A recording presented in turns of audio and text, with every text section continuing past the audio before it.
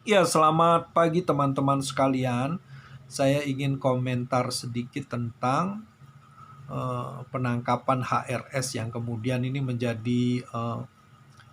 menjadi cukup menimbulkan kegaduhan ya, menimbulkan kegaduhan, menimbulkan ribut-ribut, menimbulkan pro kontra dan seterusnya. Saya kira sih kalau polisi itu ya memang tugasnya lah ya, menegakkan hukum, peraturan, menegakkan sebuah keadilan yang semakin mau disempurnakan. Tetapi kenapa kemudian ada orang yang gaduh dan ribut? Ya artinya dengan demikian saya menilai bahwa masih banyak juga ternyata orang-orang yang menginginkan bahwa hukum dan keadilan tidak dijalankan dengan baik di negeri ini. Ada orang-orang yang ingin mau sewenang-wenang, dan ada orang-orang yang ingin mau menegakkan keadilan sesuai dengan apa yang mereka inginkan. Mereka ingin mengatur hukum di negeri ini dengan pergerakan massa, dengan pressure massa atas nama jubah agama. Wow, itu yang terjadi ya. Tetapi mengamati yang lebih dalam adalah saya semakin tahu bahwa orientasi para politikus kita dan banyak pejabat di dalam menjalankan jabatan, di dalam menjalankan karir politiknya itu orientasinya tidak berorientasi pada berkebangsaan dan bernegara. Saya kira orientasinya semua kekuasaan. Jadi masalah berkebangsaan dan bernegara, masalah berkonstitusi itu adalah bagian yang dikesampingkan. Yang penting adalah orientasi kekuasaan. Itu yang terjadi. Kenapa saya bisa menilai seperti ini? Ya cobalah kita lihat para politikus ya. Kemudian pejabat-pejabat, gubernur dan seterusnya. Bagaimana kemudian mereka itu yang seharusnya mendukung pemerintah di dalam menegakkan keadilan, menegakkan hukum dan peraturan, menegakkan konstitusi, itu toh ternyata tidak didukung, mungkin hanya dengan diam, atau mungkin mereka berseberangan malah mendukung pihak yang membuat kegaduhan dan kerusuhan. Kenapa? Kadang saya heran, yang membuat kegaduhan dan kerusuhan ini kemudian yang kesannya dibela itu karena berkaitan dengan suara mayoritas Islam, ya kan?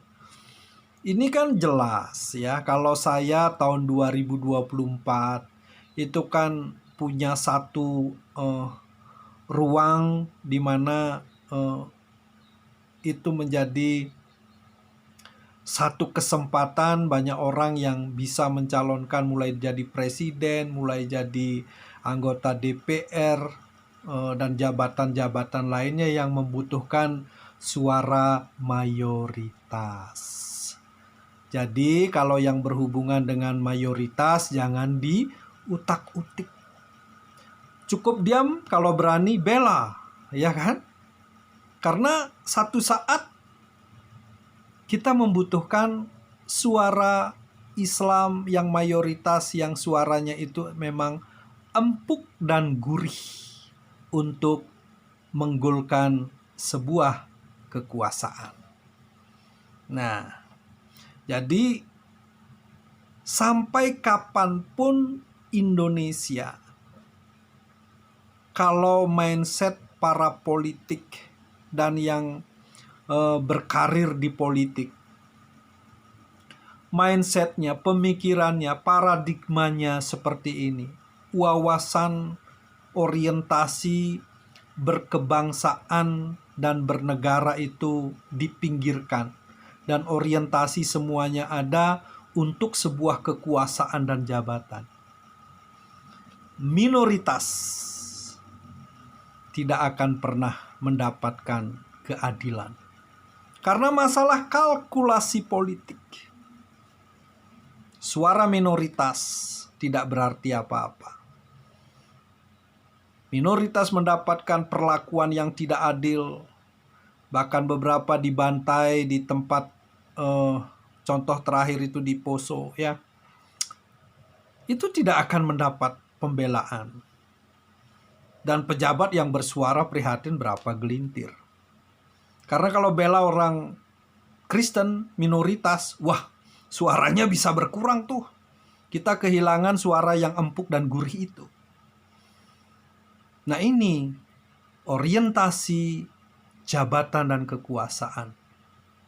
Itu akan membuat segala sesuatunya bukan untuk bernegara dan berkebangsaan dan berkonstitusi dengan benar dan sehat. Tetapi kalau hanya untuk kekuasaan dan jabatan, selalu pertimbangannya adalah suara mayoritas. Jadi yang mayoritas jangan diganggu. Yang minoritas biarkan mereka, apapun yang terjadi atas mereka biarkan. Karena itu akan mengganggu perolehan simpati dan suara pada pemilu 2024. Ya demikianlah nasib minoritas ya. Secara kalkulasi politik tidak ada artinya.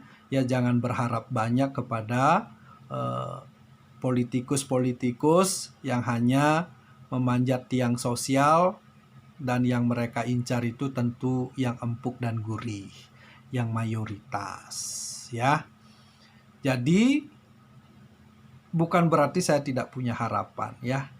Saya berharap bahwa ada politikus-politikus muda yang nantinya punya paradigma, mindset, orientasi yang betul-betul orientasinya adalah berkebangsaan dan bernegara, berkonstitusi dengan sehat dan baik, sehingga seluruh rakyat